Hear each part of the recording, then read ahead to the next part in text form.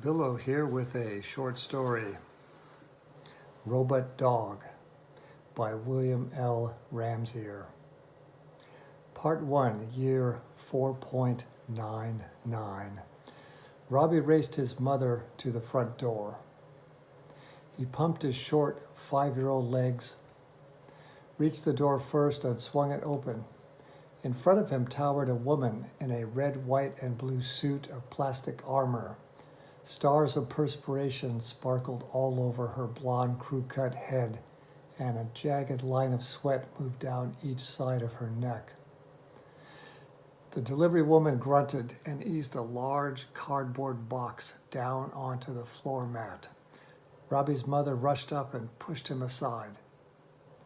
"Sign here, please," said the delivery woman.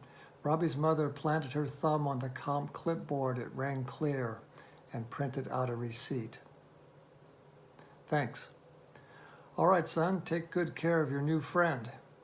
She turned and clunked down the stairway. Robbie's mother blushed and toppled over the package, but not before Robbie saw the label with a line drawing of a dog. "Clothes," she said, from Azuki's. "Can I see, huh?" "No, they're just clothes. You don't want to see them." She pulled the box into the apartment. Robbie grabbed a corner and together they dragged it along the floor to the coat closet. His mother threw all the shoes into a corner and shoved in the box.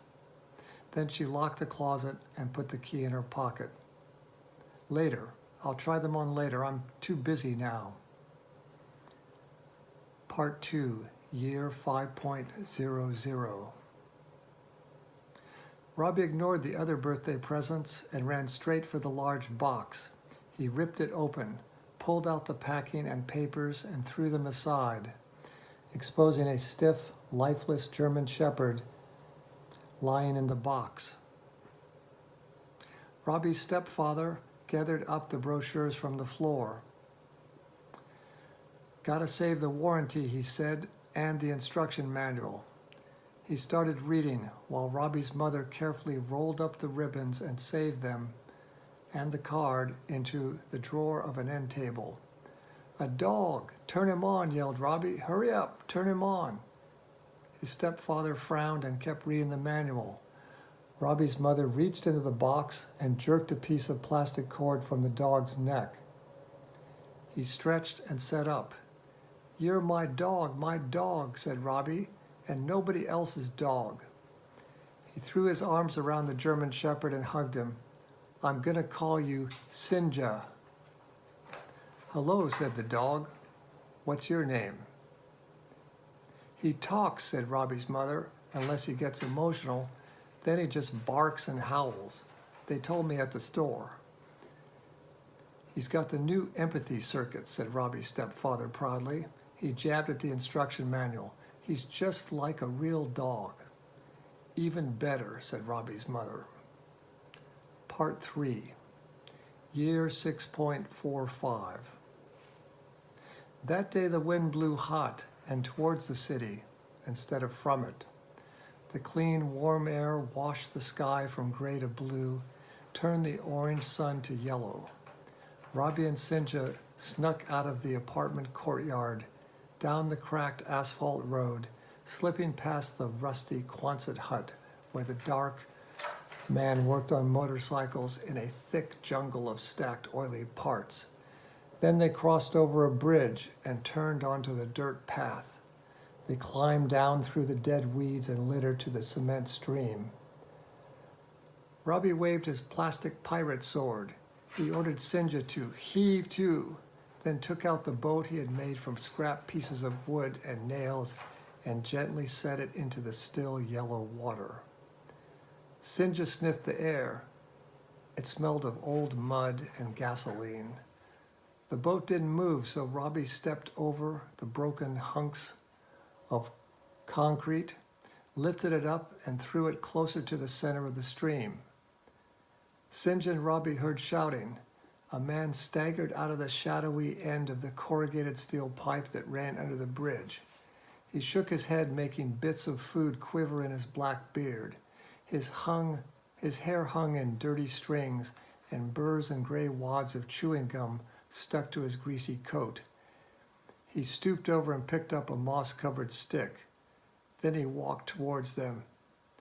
"You goddamn spies," he shouted. "You'll never open that plant again, not without me. I'll call the FBI. You're the ones who stole my books. I was a good student. They can't fire me." He looked at Robbie's boat. "What the hell are you doing with my boat, you goddamn spy? Give me that."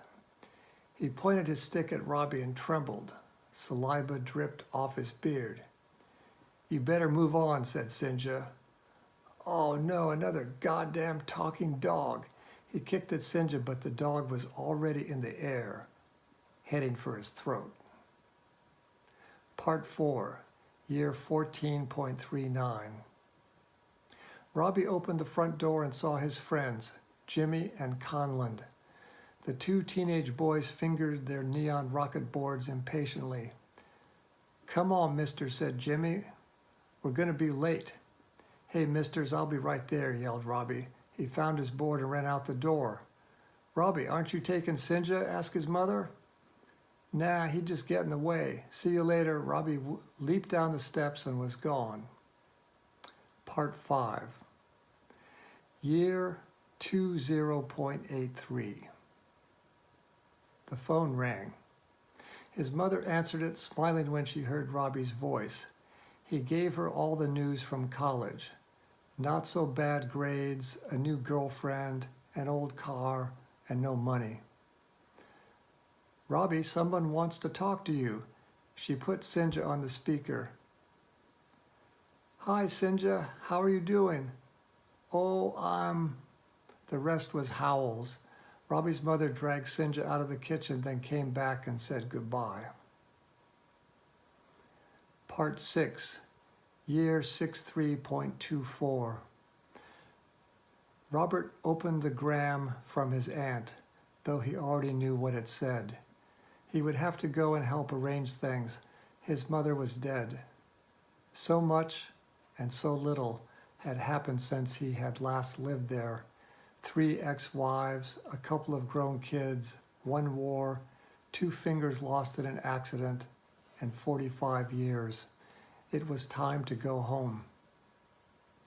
Part 7, year 63.25. "It's good to have you back again," said Sinja. Robert sat on the couch and stared into the hologram fire. Sinja lay next to him. He rubbed the dog's head slowly and seemed to watch something in the flames. "Do robots ever die?" "No," said Sinja. "We don't die." He raised his nose and slid it under the man's chin. "But it's worse, Robbie, because you see, we can never forget." The end.